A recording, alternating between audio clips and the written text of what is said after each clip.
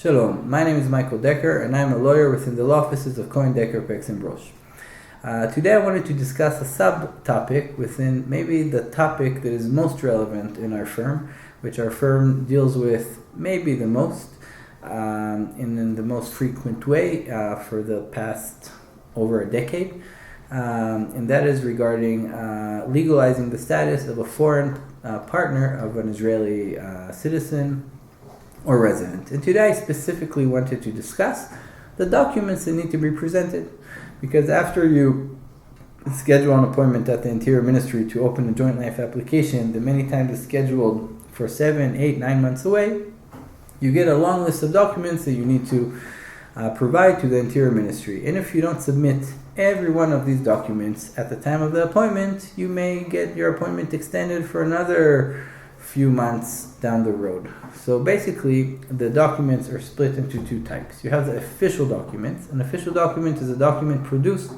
by a state, by a government, meaning any official document. Therefore, if the country and the relevant country is signed on an apostille treaty, the Hague Treaty for Apostille Stamps from 1951, then this document should also have an apostille stamp. Some countries, though, are not signed on this treaty, such as Canada, for example, but mainly third world countries like Africa and China.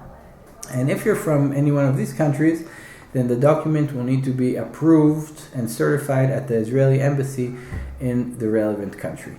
Furthermore, if the document is not either in Hebrew or in any other official language of the State of Israel, then this document will need to be translated with a notary. And it's important to note that there are two types of translations that notaries in Israel provide. There's one translation where the notary doesn't actually translate the document himself, he only confirms the signature of a translator. So he does a confirmation of a translator's affidavit. And that's not accepted at the Interior Ministry. It was accepted until a few years ago, but today the Interior Ministry requests that the notary himself will know the language. So if it's a Russian document, you need to find a notary that speaks Russian. If it's a French document, you need to find a notary that speaks French. Watch out, because if you pay a notary a lot of money and he doesn't know Russian and doesn't know French and the document is in Russian or French, the Interior Ministry will not accept this document. Now, particularly for the actual official documents, you have the birth certificate that you need to provide.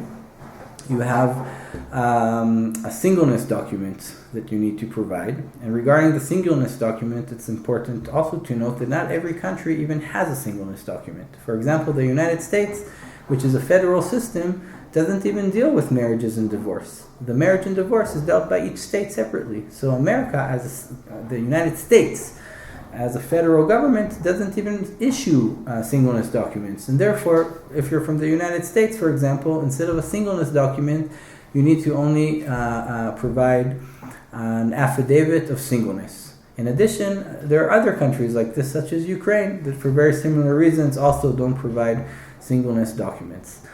Furthermore, you need to submit a police background check from your country, and also a marriage certificate. Now, regarding the marriage certificate, because Israel is a country where only people from the same religion can marry or divorce within a religious court, and because we're specifically dealing usually with members of different religions, because most of the citizens in Israel naturally here are Jewish, sometimes from other religions as well. But so many times, so if it's someone Jewish that invites, let's say, a non-Jew from abroad to open a joint life application with them, so naturally the partner from abroad is probably not Jewish, and because if he was, he could make aliyah according to the law of return. And in Israel, it's not possible to get married. And therefore, because of this problem, the courts are very liberal when it comes to status of being known in public. So you do not even need necessarily a marriage certificate to open a joint life application. And it's actually possible to open a joint life application without a marriage certificate. However, there are times when it is crucial to provide a marriage certificate. And that's usually and mainly when the relationship is problematic. For example, if the foreign spouse is in Israel for a long time illegally, and the case itself is very weak, so the more evidence you provide for the case, the better. Therefore, in cases like that, we do recommend to get the marriage certificate anyway. Or there are times when the foreign spouse was already in a relationship and tried to already open a file for a joint life application, and the joint life application was severed because the relationship was severed. In a situation like this, it's also recommended to get a marriage certificate. Our office helps many couples to get a marriage certificate outside of Israel, like in Paraguay or in Kansas in the United States, by proxy, whereby only one member of the partnership needs to fly abroad and sign documents, and he can return with a marriage certificate plus an apostille stamp.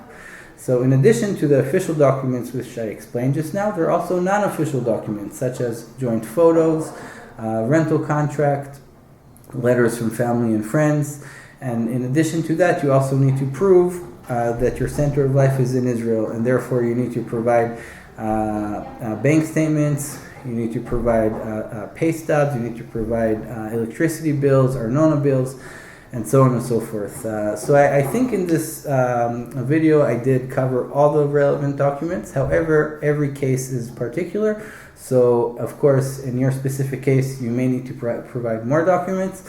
But in any case, you can feel free to contact us if you have any question or clarification, and we'll be happy to help. Thank you very much for your time.